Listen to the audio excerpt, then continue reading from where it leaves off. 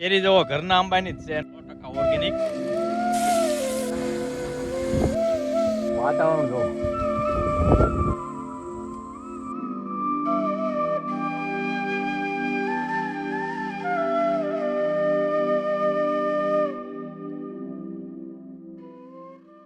નમસ્કાર દોસ્તો, ફરીથી સ્વાગત છે આપણા સુંદર મજાના વિડીયોમાં.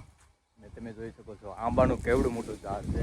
ઘણા વર્ષોથી આંબો છે અને બહુ મોટો આંબો છે. વાવાઝોડામાં તો અડધો તો ભાંગી ગયો હતો, છતાં પણ જો કેવડો મોટો આંબો છે. અને કેરી જો કેટલી બધી કેરી છે.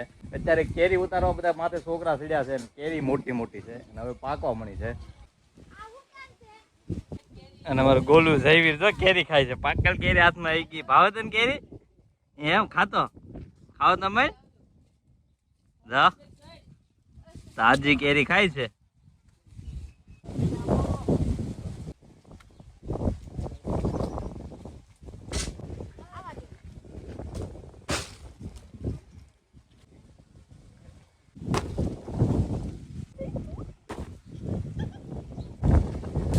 તેને બધા આંબાની ટોચ ઉપર ચડી ગયા છે અને કેરી થોડી થોડી નીચે આવવા દે છે. એક ડોલ ઉપર લઈ ગયા છે. ડોલ ભરી ભરી નીચે આવે છે અને થોડાક આમાં ઘા કરે છે.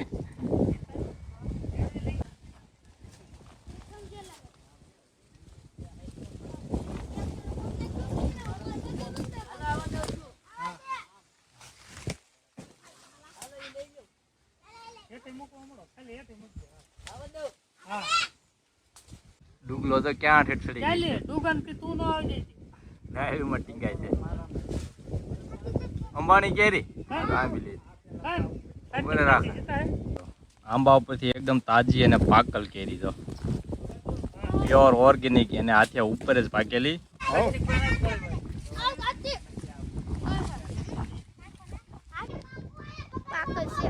ખાતા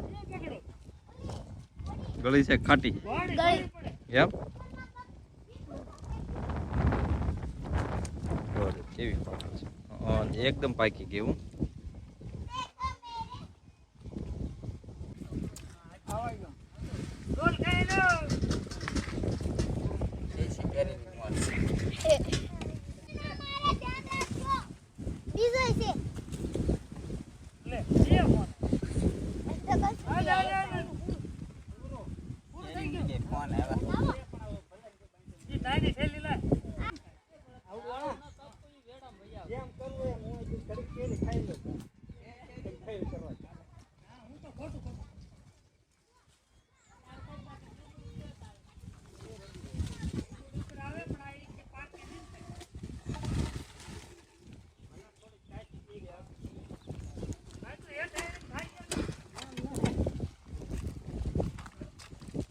ખાલી કિને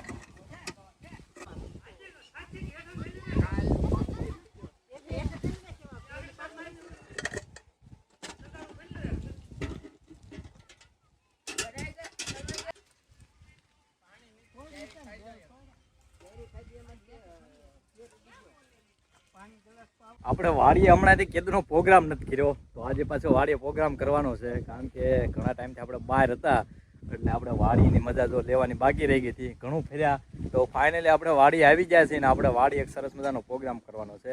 અને પ્રોગ્રામ કરવાનો છે એટલે આપણે કેરીનો રસ, કારણ કે અત્યારે કેરીની સિઝન છે એટલે આપણે કેરીનો રસ કાઢી અને સૂકી ભાજી બનાવીને મસ્ત મજાની વાડીએ બનાવી અને આ વાડીએ ખાવાનો આનંદ લેવાનો છે. તમે જોઈ શકો છો અહીંયા જો 5-6 આંબા છે. આ આંબાની જ આપણે કેરી તોડેલી હતી અને પકવવા નાખી ત્યાં વાડીએ અને હવે પાકી ગઈ છે. તો એનો રસ કાઢી અને મસ્ત મજાની સૂકી ભાજી બનાવવાની છે અને પછી આ વાડીએ ખાવાનું છે. અને વાડીનું લોકેશન જો અત્યારે ઉનાળામાં પણ વાડીએ મજા આવે એવું લોકેશન છે. જો ઉનાળામાં પણ એટલી બધી ગ્રીનરી છે. આપણે જે કેરીનો રસ કાઢવાનો છે ને જો આ આંબેથી તોડેલી છે અને જે કોકો કેરી રાવા દીધી છે. આ કેરી જોવો ઘરના આંબાની જ છે અને સરસ મજાની પાકી ગઈ છે અને ઓર્ગેનિક 100% ઓર્ગેનિક. અને બનાવવાની છે સૂકી ભાજી. તો આ બધા એમનું શાકભાજી અને લોકેશન જો અત્યારે પાણી ચાલુ છે અને બાજરીમાં જાય છે અને બાજરીનો નજારો જો સરસ મજાનું લોકેશન છે. આવા તડકામાં પણ જો વાડીએ કેવી મજા આવે. અને આ બાજુ આંબેથી આપણે કેરી તોડી છે.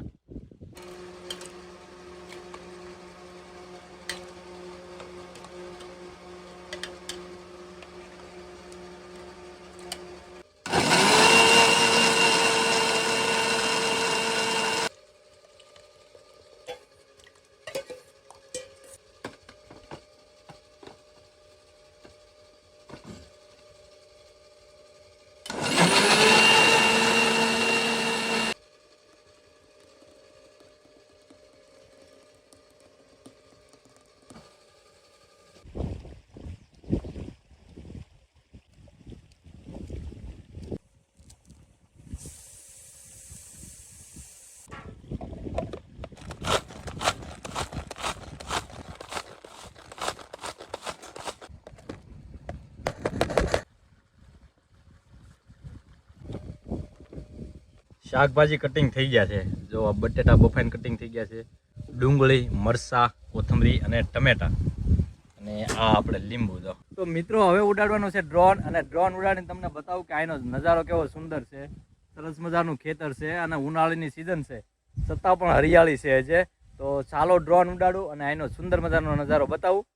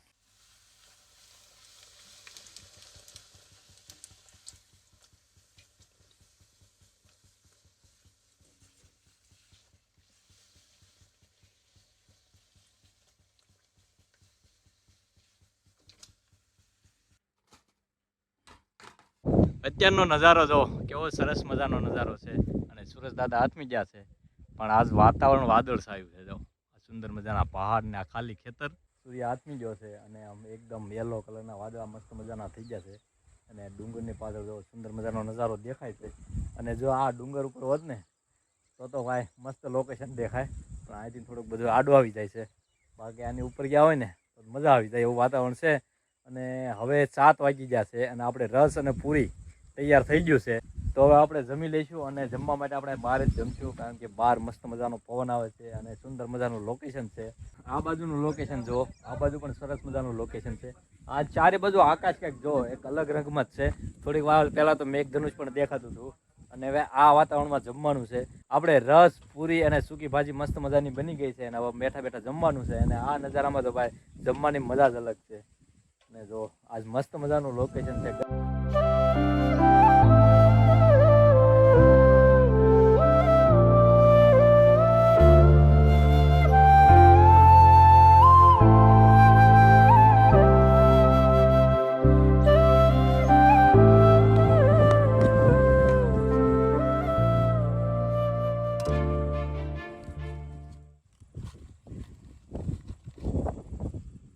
એક ચા પાવ તો હાલે એમ, એટલે 20 કટકા છે થઈ રહે. હાલો તો હું સેટિંગ કરવા દઉં.